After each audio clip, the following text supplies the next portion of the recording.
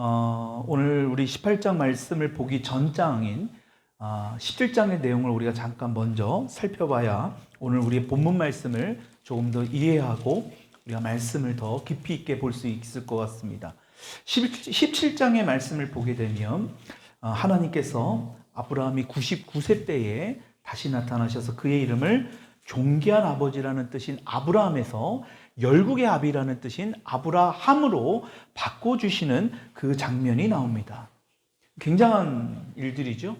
그리고 아브라함 집안의 모든 남자들을 할례를 행해서 표로 삼으려 하셨던 그 말씀을 순종하고 아내의 이름도 사레, 그 사레라는 이름은 그냥 공주 이런 의미입니다.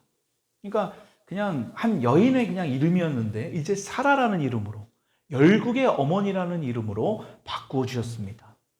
그리고 너무 중요한 아브라함의 가정에 아들이 태어날 것을 말씀하시고 그의 이름까지 구체적으로 말씀하고 계시는 것을 우리가 17장의 말씀에서 볼 수 있습니다. 그리고 나서 얼마 후에 어느 날 오후 시간에 아브라함이 너무나 뜨거운 날씨에 장막 앞에 앉아서 낮잠을 자고 있는 그때에 세 사람이 아브라함을 방문하는 사건이 바로 오늘 이 본문의 이야기입니다. 우리가 1절을 다시 한번 읽어보도록 하겠습니다. 여호와께서 시작. 있는 곳에서 아브라함에게 나타나시니라. 날이 뜨거울 때에 지금 날이 뜨거운 한 낮에 지금 아브라함이 장막문 앞에 앉아 있는데 갑자기 세 사람이 나타나게 된 겁니다. 처음에는 이 세 사람이 누구인지는 아브라함도 잘 몰랐을 겁니다. 그런데 이렇게 오늘 하나님께서 아브라함에게 아무런 예고도 없이 갑자기 찾아오셨습니다. 여러분, 우리가 하나님 앞에 나온 것 같지만 하나님은 이미 우리를 부르셨습니다. 그리고 우리와 함께 하시기를 간절히 원하고 계세요. 그러니까 우리가 하나님 앞에 나온 게 아니라 하나님이 우리를 초대하신 거예요. 우리를 먼저 준비하셨다라는 겁니다.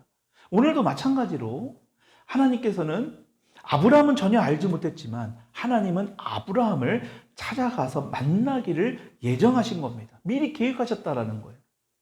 이 앞에만 보더라도 하나님께서 아브라함에게 나타나셨을 때 환상을 통해 나타나셨다라고 우리가 지난 시간에도 보았잖아요. 근데 오늘 보니까 직접 사람의 모습으로 나타나셨다라는 것을 볼 수 있습니다. 굉장하지 않습니까?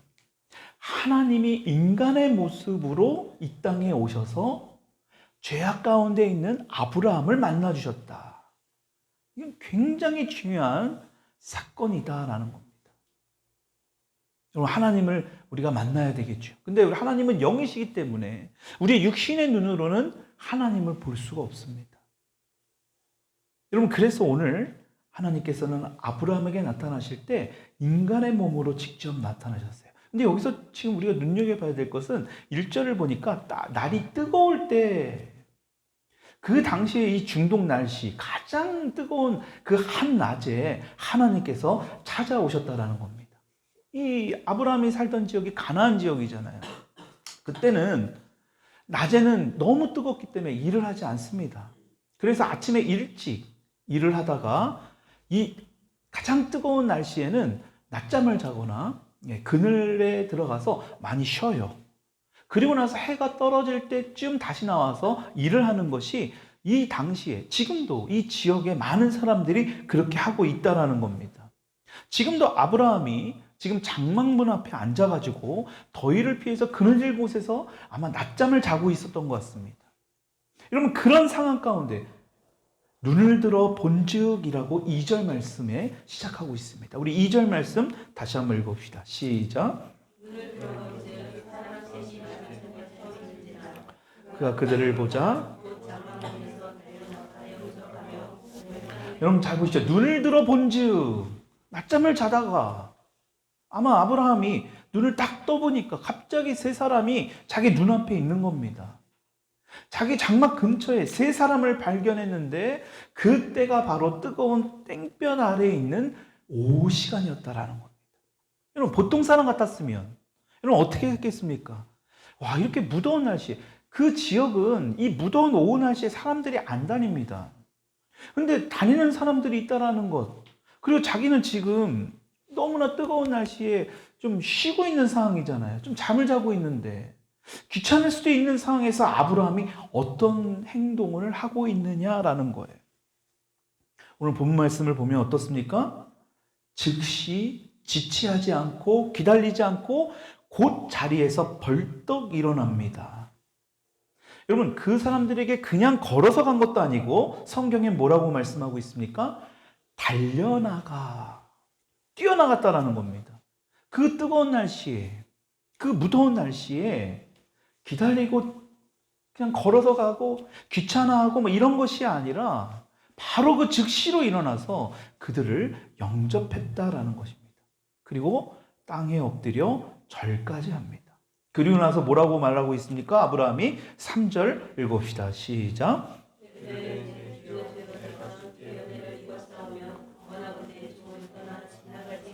4절도요. 물을 조금 가져오게 하사 당신들의 발을 씻으시고 나무 아래서 씻었소. 5절 내가 떡을 조금 가져오리니 내 마음을 상쾌하게 하신 후에 당신들이 종에 오게 오셨습니다. 그들이 이르되 내 말대로 그리하라. 보통 이런 상황이 되면 오히려 길 가는 사람이 주인에게 이런 부탁을 해야죠. 좀 쉬어갈 수 있게 해줄 수 있겠냐? 요청을 해야 되는데 지금 반대로 아브라함이 이 사람들에게, 이 세 사람에게 간절하게 요청을 하고 있습니다. 그 요청을 들은 세 사람은 내 말대로 그리하라 라고 합니다. 그러자 아브라함이 어떻게 합니까? 6절을 읽어봅시다. 시작. 아브라함이 급히 장막으로 가서 사라에게 이르되 반죽하여 떡을 만들라 하고 7절도요.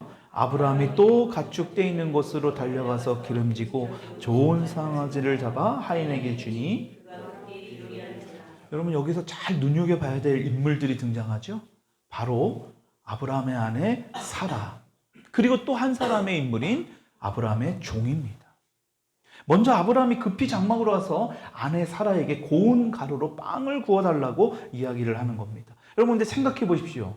빵을 구우려면 뭐가 있어야 됩니까? 불을 피워야 합니다. 이때는 일을 안 해요. 더운 날씨이기 때문에. 근데 게다가 가장 뜨거운 한낮에 지금 불을 피워서 빵을 구우라고 하는데 이게 지금 가당치나 한 이야기입니까? 굉장히 힘든 그런 상황이라는 거예요. 여러분 그럼에도 불구하고 사라가 어떻게 합니까?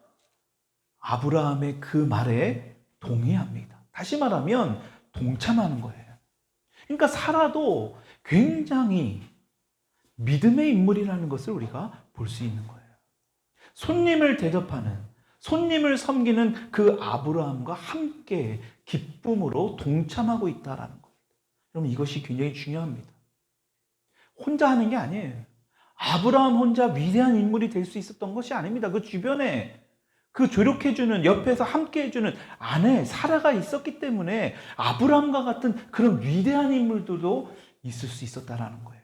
게다가 또 한 사람 누구라 그랬죠? 바로 종입니다. 한낮에 요리하고 싶었겠습니까? 뜨거운 땡볕에 송아지를 잡아다 주니까 주인이 그렇게 하니까 그렇죠. 솔선수범하니까 종이 어떻게 안 움직일 수 있겠습니까? 안 한다고 할 수도 있었겠지만 종은 거기에 동참합니다. 쉬고 싶었지만 그 주인이 하는 일에 같이 함께 동참하고 있는 거예요. 그러면 이것만 봐도 이 아브라함과 함께하는 사람들, 이 아브라함, 사라, 이 종들 정말 아브라함 못지않게 굉장히 귀한 사람들이라는 것을 우리가 알 수 있다는 겁니다. 여러분 그러니까 우리가 함께 협력하고 함께 동참하는 것이 굉장히 중요해요. 그렇게 했을 때 아브라함의 복을 우리도 함께 받는 거예요. 아내들도 남편이 하는 일을 내가 협력해서 도울 때, 자녀들이 부모님이 하는 일을 함께 동참할 때 함께 그러한 복을 받는 것을 우리가 볼 수 있다는 겁니다. 그리고 나서 어떻게 합니까? 8절 말씀을 읽읍시다. 시작. 아브라함이 엉긴 젖과 우유와 하인이 요리한 송아지를 가져다가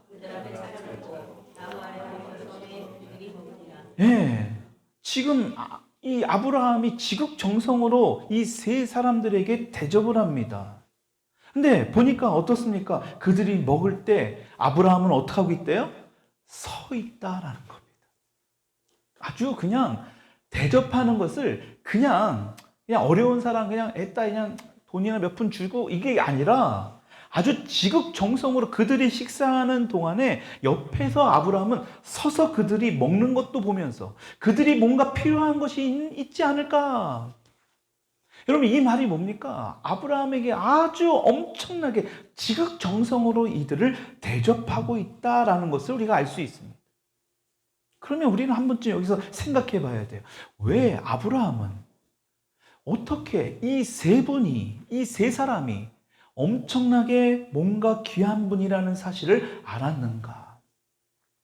아니, 그냥 무더운 날씨에 신경 쓰지 않고 넘어갈 수도 있는 상황, 귀찮을 수 있는 상황에 어떻게 이렇게 극진하게 대접할 수 있는가?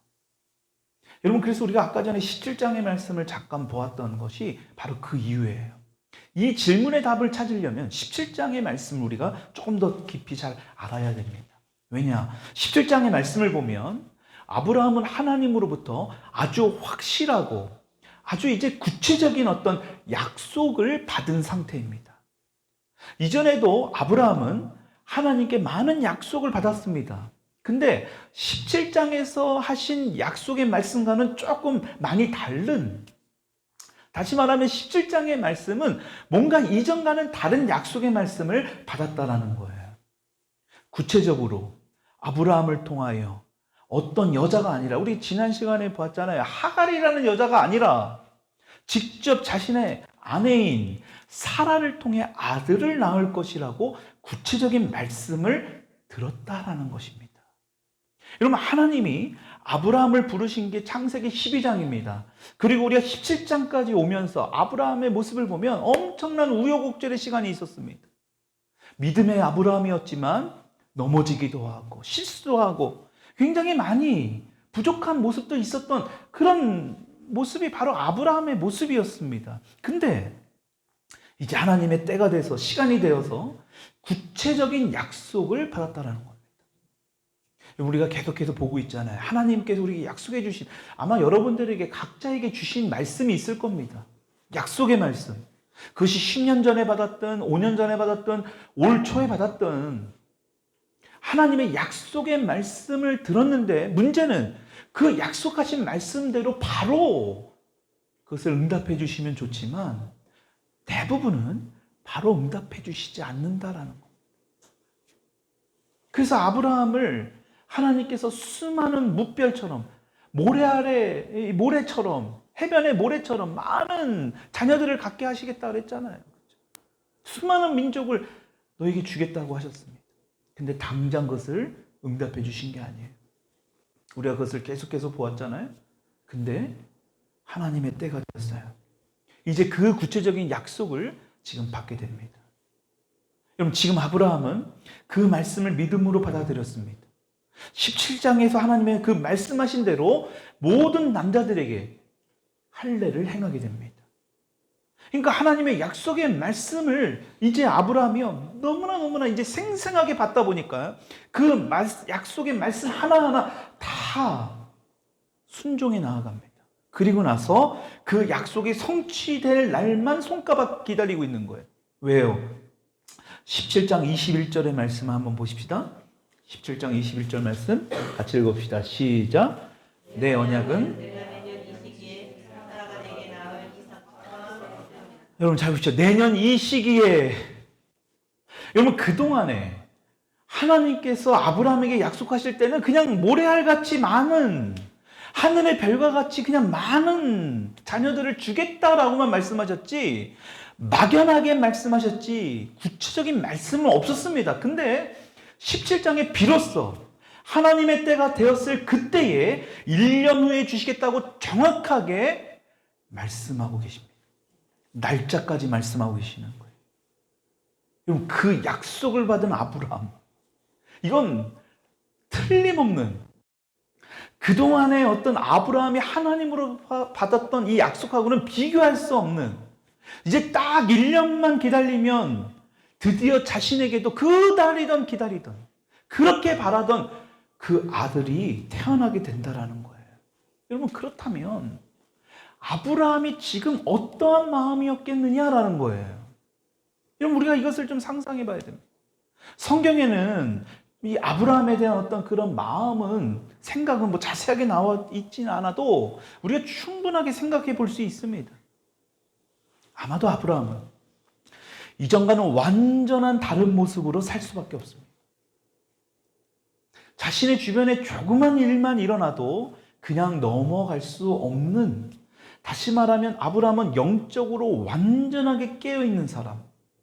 그런데 이렇게 영적으로 깨어있는 아브라함에게 갑자기 세 사람이, 그것도 낮 시간에, 개미들조차도 다니지 않는 그 낮 시간에 지나다닌다? 여러분, 아브라함은 그냥 넘어갈 수 없었던 겁니다. 여러분, 그러니까 영적으로 깨어있으면 우리 주변에 일어나는 아주 자그마한 일이라 할지라도 우리는 그것을 기도하면서 하나님의 뜻이 무엇인지를, 하나님이 이 일을 통해서 말씀하는 것이 무엇인지를 우리는 분별할 수 있다는 거예요. 그래서 영적으로 깨어있는 것이 너무너무 중요한 거예요. 예수님께서 그래서 이렇게 말씀합니다. 마태복음 25장 13절의 말씀 같이 한번 읽읍시다. 시작. 그런즉 그날과 그때를 알지 못하기 때문에. 여러분, 그러니까 깨어 있어야 된다는 거예요. 근데 보세요. 아브라함은 그날과 그때를 알았어요? 몰랐어요? 구체적으로 받았습니다. 그러니까 어떻게 돼요? 이제는 그날만 손꼽아 기다리면서요, 아브라함은 모든 초점을 어떻게 합니까? 하나님께 향해 있는 거예요.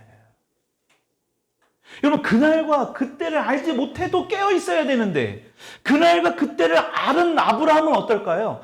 더 깨어 있을 수밖에 없는 겁니다. 잠자는 시간까지도 아마 아브라함은 계속해서 하나님께서 약속하신 이 말씀을 되새기고 있었는지도 몰라요. 그러니까 아주 조그만 일이라 할지라도 아브라함이 볼 때는 이 낮에 왜 이 세 사람이 지나다니지 하는 이 상황도 그냥 귀찮아 넘길 수 없는 것입니다. 그러니까 어떻게 돼요? 지극정성으로 섬기는 겁니다. 여러분, 그러니까 누구를 만나는 겁니까? 이 세 사람이 누구를 상징합니까? 상징하는 게 아니라 누구죠? 하나님이에요. 나머지 둘은 천사입니다. 이것을 삼위일체 하나님의 모습으로 아브라함에게 나타나셨다라고도 보시는 분들도 있고요. 또 어떤 성경학자는 하나님과 두 천사가 방문했다. 왜? 19장에 넘어가면 조카 롯에게 두 천사가 방문하거든요. 그러니까 하나님과 함께 했던 그 천사들이 이때 방문했다. 그래서 천사. 여러분, 중요한 것은, 확신한 것은 하나님께서 사람의 모습으로 아브라함에게 나타나셨다는 것이 중요한 겁니다. 그러니까 아브라함이 깨어있으니까, 영적으로 깨어있으니까 그냥 지나다니는 그냥 하나의 그냥 나그네 아니에요. 하나님을 알아본 겁니다. 여러분, 그래서 우리가 영적으로 깨어있는 것이 중요한 거예요. 여러분들 모두가 오늘 이 말씀을 통해서 들으시는 여러분들이 주님 안에서 영적으로 깨어있기를 축원합니다. 여러분, 그러니까 말씀을 읽어야 되는 겁니다. 하나님의 말씀으로 시작해야 되는 이유가 바로 거기 있는 겁니다. 그 말씀이 생각이 나야 되니까, 그 말씀 읽은 것에 의문점이 드니까 거기에 대한 질문도 언제든지 할 수 있는 겁니다. 그게 깨어있는 거예요. 왜냐하면 그 말씀이 기억나잖아요. 지난주에도 잠언 말씀이죠, 지금. 그죠? 큐티 말씀이. 우리 딸이 오늘 운전하는 가운데 그 성경 말씀에 대한 부분을, 그 의문점을, 이해되지 않는 부분을 물어보더라고요. 여러분, 그것이 뭡니까? 하나님의 말씀이 우리의 영혼 안에 깊이 아주 잠잠하게 스며들고 있는 겁니다. 씨를 맺고 있는 거예요. 여러분, 그러다 보면 나중에는 어떻게 될까요? 그것이 열매가 되어 나타납니다. 여러분, 그것이 생각이 나니까 질문도 하는 거예요. 그 말씀으로 시작을 해야 여러분들의 생각, 여러분, 그렇다고 우리가 24시간 내내 하나님의 말씀으로만 생각할 수는 없잖아요. 다른 잡념도, 다른 것도 얼마나 많은 생각들이 우리 스쳐 지나가는 것들이 많습니까? 여러분, 그 중에 단 몇 분만이라도, 하루에 몇 시간도 아니에요, 단 몇 분만이라도 하나님의 말씀을 우리가 좀 읽어야 된다는 거예요. 왜요? 아브라함처럼 깨어 있어야 되는 거예요. 깨어 있기 위해서 하나님의 말씀으로 시작하는 여러분들이 될 수 있기를 축원합니다. 여러분, 오늘 아브라함을 찾아오신 하나님의 주 목적은, 사실 너무나 중요한 것은 바로 이 사라를 위함입니다. 9절의 말씀 한번 읽어봅시다. 9절 시작. 그들이 아브라함에게 이르되 내 아내 사라가 어디 있느냐 대답하되. 여러분 갑자기 왜 느닷없이 하나님께서 아브라함에게 왜 사라를 찾으시냐 이거예요. 여러분 근데 잘 생각해 보십시오. 이분들이 누구길래 그냥 내 아내가 어디 있느냐라가 아니라 뭐라고 말씀합니까? 사라라고 정확하게 이름까지 아십니다. 그러니까 보통 분이 아니라는 것을 아브라함은 아마 알았을 거예요. 왜? 깨어 있으니까요. 그러니까 이분들이 지금 이 분이 아니 어떻게 내 아내 이름까지도 알아? 여러분 그런데 그때 그 다음에 더 놀라운 말씀을 주십니다. 10절의 말씀 읽어봅시다. 그가 이르시되 시작. 내가 반드시 내게로 돌아오리니 내 아내 사라에게 아들이 있으리라 하시니 사라가 그 뒤 장막문에서. 여러분 그라고 되어 있는 이 분은 바로 하나님을 말씀합니다. 근데 그 하나님께서 사라에게 아들이 있을 것이라는 것을 분명하게 말씀합니다. 그것도 언제요? 언제라고요? 내년 이맘때. 여러분 아브라함은 하나님께 이 말씀을 이전에도 들었어요. 17장에서도. 여러분 그런데 지금 사라도 이 하나님의 말씀을 자신의 귀로 직접 듣고 있습니다. 사라가 장막문 뒤에서 장막문에서 들었다라는 것을 하나님이 모르실까요? 다 알고 계시죠. 근데 중요한 것은 사라가 그 장막문에서 하나님의 말씀을 듣고 어떤 반응을 하느냐. 11절 읽읍시다. 시작. 아브람과 사라는 나이가 많아 사라에게는 생략. 12절이요. 사라가 속으로 웃고 이르되 내가 노쇠하였고 내 주인도 늙었으니 내게 무슨. 여러분 사라가 웃었습니다. 저 말도 안 되는 소리를 하고 있네. 여러분 그러한 의미의 비웃음, 그런 웃음이 아닙니다. 전혀 그런 의미가 아니에요. 이 장면을 잘 보면 사라가 하나님 앞에 어떤 분들은 막 비웃었다는데 그거 아니에요. 여러분 오히려 그 반대입니다. 어떻게 보면 자기도 모르게 그냥 너털 웃음이라고 하죠. 그냥 웃음이 그냥 툭 나온 겁니다. 여러분 사라에게 내년에 아들이 있을 것이다 라는 말을 듣고, 여러분 사라가 어떻게 웃었다고 여기 성경에 말씀하고 있습니까? 겉으로 티나게 웃은 게 아니라 속으로 웃었다라고 되어 있습니다. 속으로 웃은 거예요. 티나지 않게 웃었다라는 겁니다. 여러분 우리 사람들은 대개 우리가 어떤 일이 일어나기를 간절히 원하는데 그게 쉽지 않을 것 같아요. 그게 꼭 되면 좋겠는데 쉽지 않을 것 같아서 옆에 사람이 그래도 잘 될 겁니다, 할 수 있을 거예요, 걱정하지 마세요, 이런 말 하면 대부분 어떻습니까? 좋으면서도 그것을 부인하는 경향이 있어요. 바로 사라처럼. 학생들이 그러잖아요. 너 시험 잘 봤냐? 그러면 잘 못 봤어, 최악이야.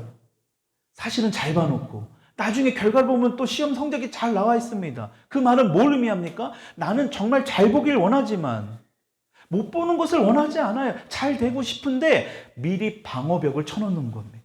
이 방어기제예요. 인간의 심리에. 방어를 먼저 하는 거예요. 12절에서 사라가 말하는 것도 바로 그겁니다. 지금 사라가 무슨 말을 합니까? 내가 노쇠하였고 내 주인도 늙었는데 내게 무슨 즐거움이 있으리요? 내년에 아들 낳을 것이라고 했을 때 나는 그것을 원치 않습니다, 이게 아니라 정말 내가 그렇게 되기를 바라는 겁니다. 얼마나 사라가 아브라함만큼이나. 여러분 우리가 지난 시간에 봤잖아요. 하갈을 통해서라도 아브라함의 그 씨를, 아들을 낳게 하기를 굉장히 원했던 사람이 바로 이 사라예요. 그 말은 얼마나 사라도 아들을 바랐더라는 거예요. 여러분 그러니까 지금 사라는요 또 그 하나님의 말씀에도 불구하고 사라는 실망하기 싫으니까 미리 방어벽을 딱 쳐버린 겁니다. 속은 그건 아닌데. 그러자 하나님이 뭐라고 말씀합니까? 13절에 말씀을 한번 읽읍시다. 시작. 여호와께서 아브라함에게 이르시되 사라가 왜 웃으며 어떻게 아들을 낳으려 하니. 여러분 12절의 말씀을 보면 13절 바로 앞에 보면 사라는 분명히 속으로 웃었다라고 합니다. 그런데 하나님은 그것을 알고 계세요.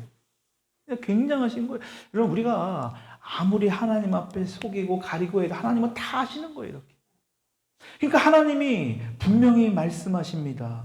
14절의 말씀 같이 읽어봅시다. 시작. 여호와께 능하지 못한 일이 있겠느냐. 여러분, 오늘 본문 말씀 굉장히 중요한 핵심의 말씀, 오늘 설교 말씀의 제목이기도 한, 다시 한번 읽어볼게요. 여호와께, 시작. 여호와께 능하지 못한 일이 있겠느냐. 여러분, 이 질문을, 오늘 이 본문 말씀의 가장 큰 핵심이 바로 이 질문입니다. 이 질문이 바로 우리에게도 이 질문을 오늘 똑같이 하고 계시는 거예요. 하나님께서 하신 말씀, 지금 사라가 받아들이지 못하는 것에 대해 어떻게 반응하고 계시는가? 하나님께서 어떻게 하시고 계십니까? 야, 너 왜 이렇게 믿음이 없냐? 너는 네 남편의 그 반의 믿음도 없냐? 야단치시는 게 아니에요. 뭘 하십니까? 질문을 하세요. 여호와께 능하지 못한 일이 있겠느냐? 여러분, 이 말씀을 딱 들은 사라가 어떤 마음이었을까? 그러니까 이 질문은 굉장히 중요한 질문입니다. 우리의 인생에, 특히 우리가 믿는, 하나님을 믿는 저와 여러분들에게도 이 질문은 너무너무 중요한 질문이에요. 이 질문의 답을 생각할 때 어떤 분들은 그렇게 생각할 수 있어요. 하나님이 하실 수 없을 정도로 너무나 힘들고 불가능해 보입니다. 다른 사람에게는 다 돼도 저에게는 안 될 것 같아요.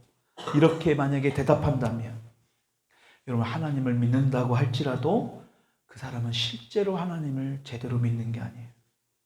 그 사람은 그저 자기의 지식, 자기가 경험한 하나님, 그냥 보이는 대로, 느껴지는 대로, 자기의 생각대로 하나님을 제안해서 믿고 있는 거예요. 그러니까 그 하나님을 온전히 믿는다고 할 수 없다라는 겁니다. 사라에게도 하나님께서 책망하지 않고 질문하고 계시는 거예요. 근데 이 질문에 대해서, 예, 하나님 그렇습니다. 내가 정말로 하나님 불가능한 것이 없음을 믿습니다. 하나님은 이 대답을 사라를 통해서 듣고 싶지 않으셨을까요? 여러분, 그렇다면 저와 여러분들에게도 그 대답을 듣고 싶을 거예요.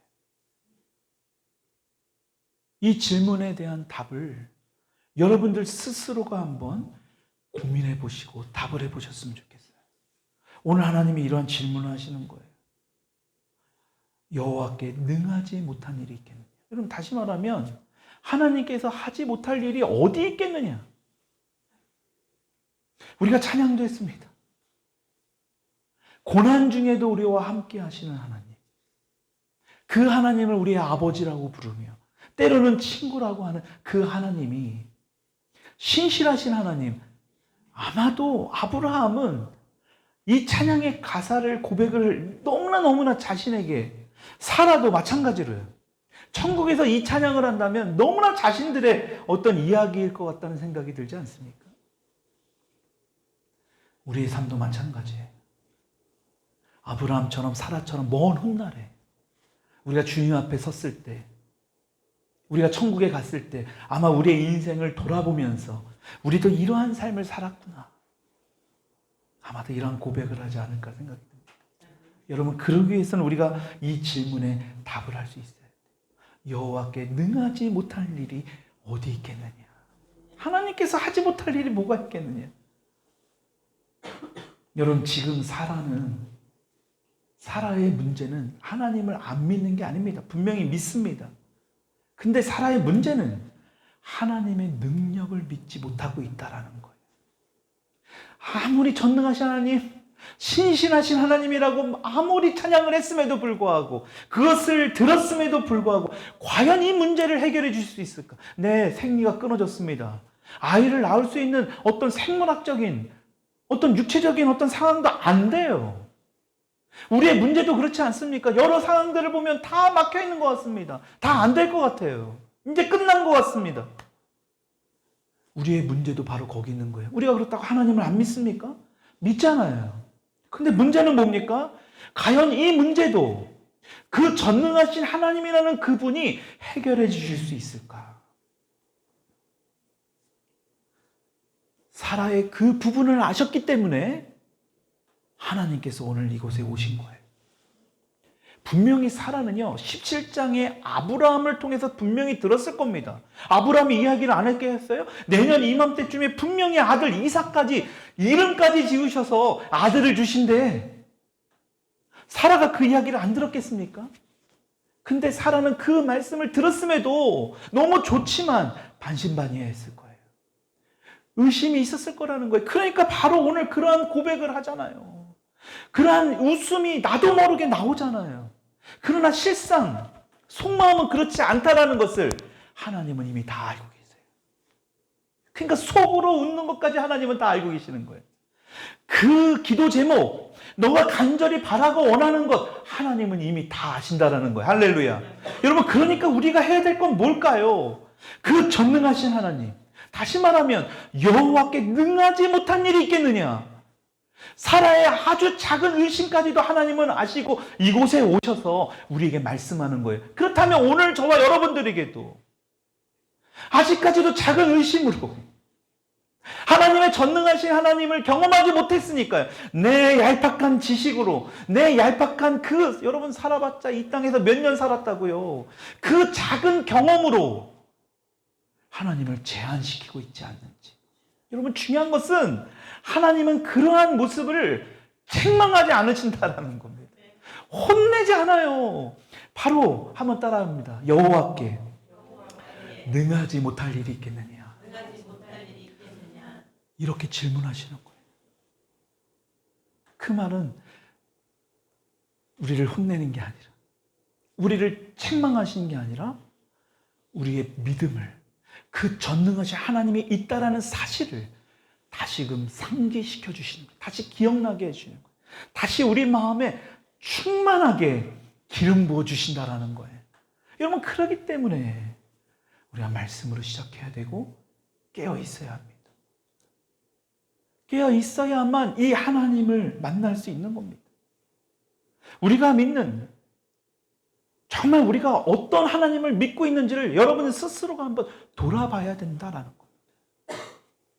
정말 전능하신 하나님을 믿고 있다면 오늘 하나님께서 우리에게 질문하는 것처럼 여호와께 능하지 못한 일이 있겠느냐? 내가 못할 일이 뭐가 있냐? 얘야, 내가 못할 일이 뭐가 있어? 네 기도 제목 다 알아. 그러나 속으로 웃고 있고 약간의 의심을 가지고 있다 할지라도 다시금 우리를 일으켜 세우시는 그 하나님을 붙들고 오늘 이 말씀의 질문대로 여호와께 능하지 못할 일이 있겠느냐? 이 말씀을 계속해서 한 주간 동안 묵상해 보시면 좋겠어요. 여러분, 그렇게 될 때 여러분들 마음 가운데 혹시라도 사라의 마음 가운데 있었던 그런 아주 작은 의심이 다 떠나가게 되고 그 전능하신 하나님 아브라함과 같이 기대 속에 1년 후에 반드시 너에게 아들 이삭을 약속하겠다 했던 그 약속의 말씀을 붙들며 승리하는, 그래서 내 현실에 내 어느 곳에 있든, 여러분 보십시오. 아브라함은요 그 자리에서 그 위치에서 최선을 다한 거예요. 1년 후에 약속 확실히 받았으니까 아니 나 몰라라 하고 있었던 게 아니고 최선의 자신의 위치에서 하나님의 말씀을 묵상하면서 깨어 있었던 겁니다. 그러니까요 최고로 섬기는 그러한 모습을 우리에게 보여준 겁니다. 여러분, 그러한 모습으로 살아가는 저와 여러분들이 되시기를 축원합니다. 다시 한번 이 질문 한번 여러분들 스스로가 대답해 보십시오. 여호와께 능하지 못할 일이 있겠느냐? 하나님께서는 모든 것을 다 행하실 수 있다는 것, 그런 분이라는 사실을 여러분 믿음으로 받으시고 또 그것을 우리의 삶에서 적용하며 살아갈 수 있기를 주님의 이름으로 축원드립니다. 우리 같이 찬양하면서 오늘